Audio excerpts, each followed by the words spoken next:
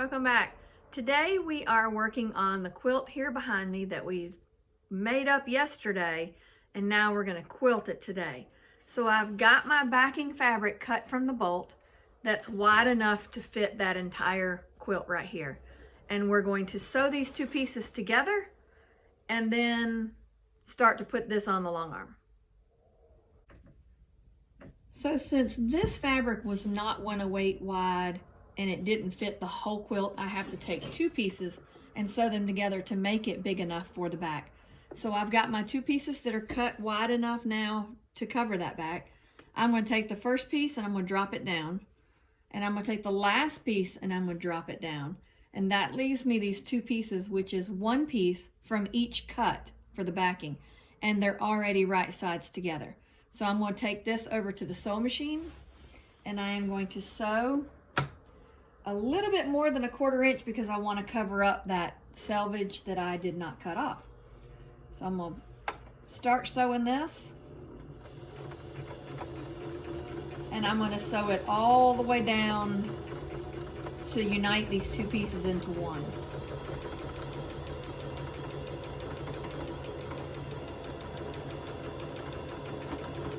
And when I get done with this, we'll start to load it on the quilt, on the long arm. Well, here we are again. Because I sewed with no bobbin thread, it didn't get me very far. So I am starting over again by putting a new bobbin in. I hope I am not the only one that has done this, because it's safe to say I've done this more than once. Haven't quite gotten as far as I did on this one. I finished this whole seam before I noticed I didn't have thread. Now that my mind is with it and my bobbin is full, we're going to try this again. And we're going to stitch all the way down this side. I'll meet you back when I'm done with this, and hopefully there will be thread in here when I'm done. We're going to load this on the long arm now, so we're going to take it from the tall side and let the length fall to the floor. We're going to lay this on here. We've got these things called red snappers that we put our quilts on with. It's a whole lot easier than pinning or any other method we have found. We're going to clamp this fabric down.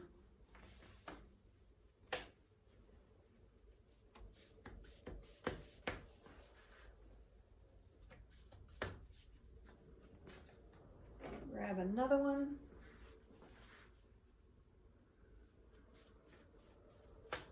And then we're going to take it and roll it to us without wrinkles. So we're going to roll it and brush these wrinkles out. Do the same thing every time we roll.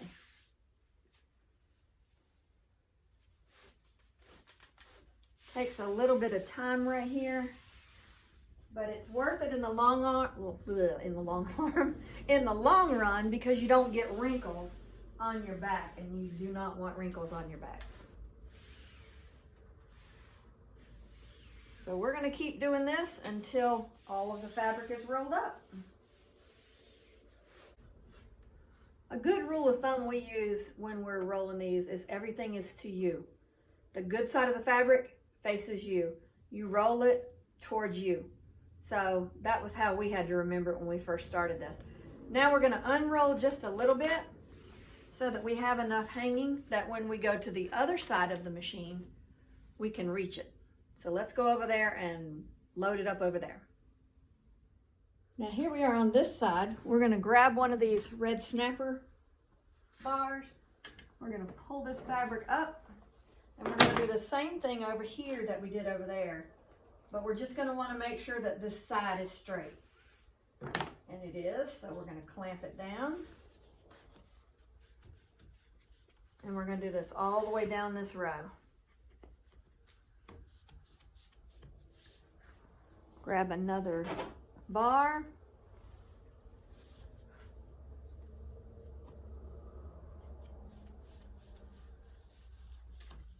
And then we have it loaded. We're gonna unroll this a little bit so that when we go back to the other side, let me see if you can see it better up here. Ignore that machine in the back, I'm not using it right now. So I've got a sheet on it so that it doesn't get dirty. Okay, then I'm gonna come back over here and I'm gonna roll it up to where it needs to be so it's flat so that I can put the quilt on here. Then I'm gonna clamp my sides down. And we are ready for batting.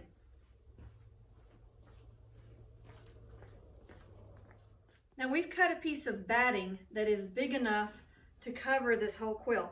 So we're gonna put this batting on the frame so that we can now quilt it. There's two sides to batting. There's a rougher side and there's a softer side.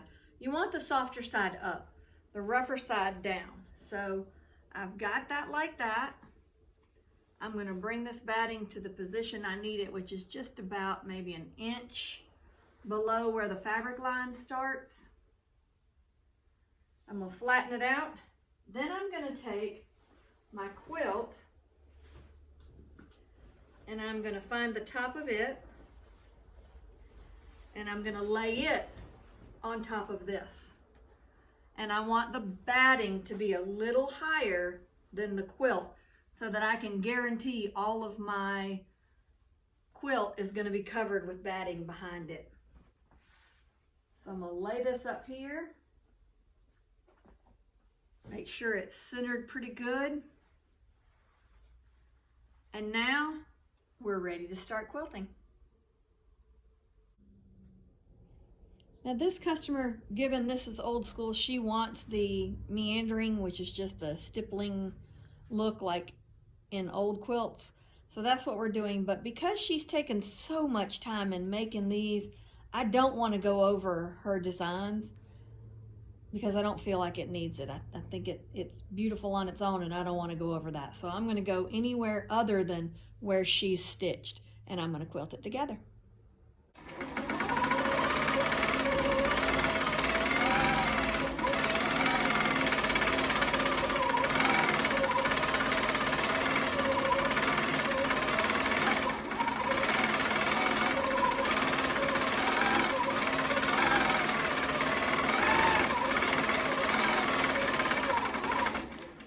I'm going to stitch it pretty tight because there's going to be so much space that's not quilted. So let's keep going.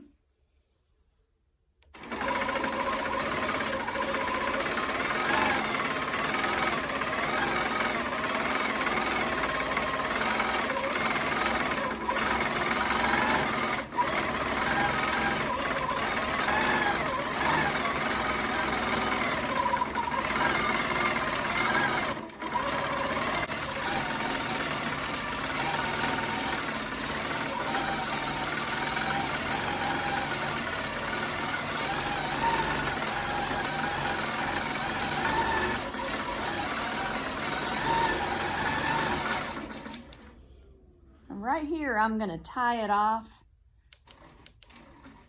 and come back and do this square because I still want to cover this white area here, just not her stitching. So I'm going to put the thread back into the center now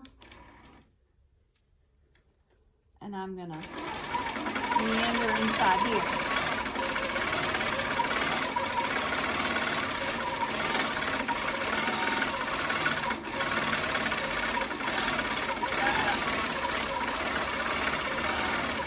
Again, I'm not going over what she's stitched.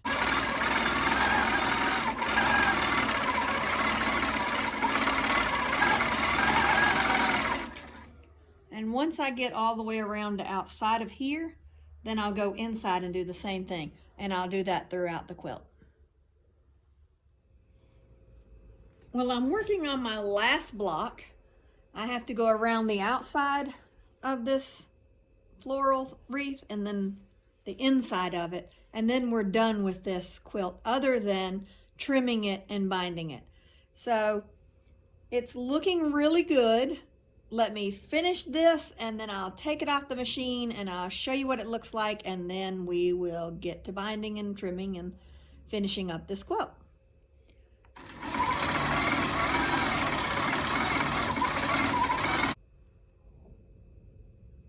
And there we are. We are done. We're going to take it off the machine now and get to trimming it up and finishing this quilt up. So what I'm going to do is I'm going to release this bar in the back of this machine, and I'm going to unroll this quilt and take it off the frame. I've released the bar. All I have to do is unroll it,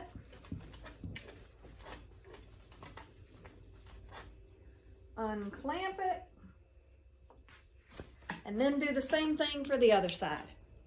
I've come to the back of the machine. I'm already, well, no, I haven't. I gotta release this bar, and then I can unroll this bar till I see that red snapper, and then I just unclamp this side. And then I take the quilt to the front of the store and I trim it up. Well, I am back. I have finished quilting it. All I lack now is to bind it and then call the customer and tell them it is ready. And I want to show you what it looked like. It is beautiful. I hope you can see it because it is beautiful. Someone's work from years ago is now going to be a treasured heirloom for this family to enjoy for many, many years to come. So that is what it looks like. I have not, like I told you, stitched over her stitching because it was just too pretty to stitch over, and I just didn't want to stitch over it. I did the stippling design around it because that is what she chose. It is more old school, and so that is what she wanted. Also, I want to show you one more thing. When you trim up your quilt and you have these little pieces of batting, if it's a bigger piece of batting, you keep it because you can use it for other projects, whether it be hot pads, table runners, or other, like a small quilt if you had enough left over. You use those. But this right here, there's not really, to me, much use for this, so I don't keep this. But what I do is hold on to these, and you can give these to the Humane Society or something like that. Make your own dog bed, fill them with these. Great use of scraps. And another thing, y'all know I love scraps.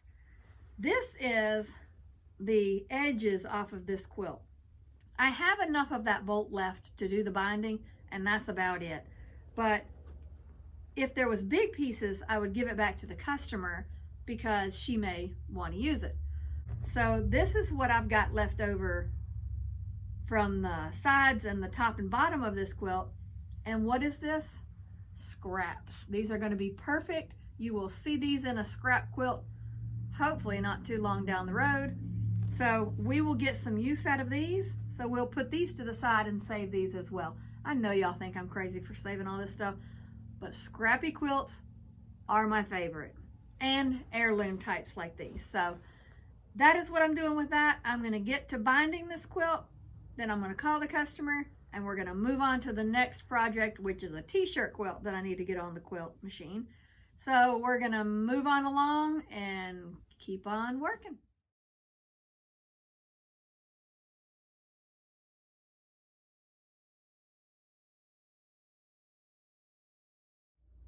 Well, I went ahead and binded the quilt, and it is now ready to hand over to the customer, and this is what it looks like.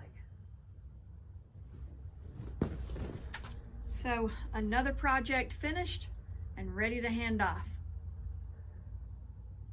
So until next time, like and subscribe if you haven't already. I am sure you already have, but if you haven't, like and subscribe. It means a lot to us, and you'll get notified when we put another video out there, so you'll know that you're not missing anything.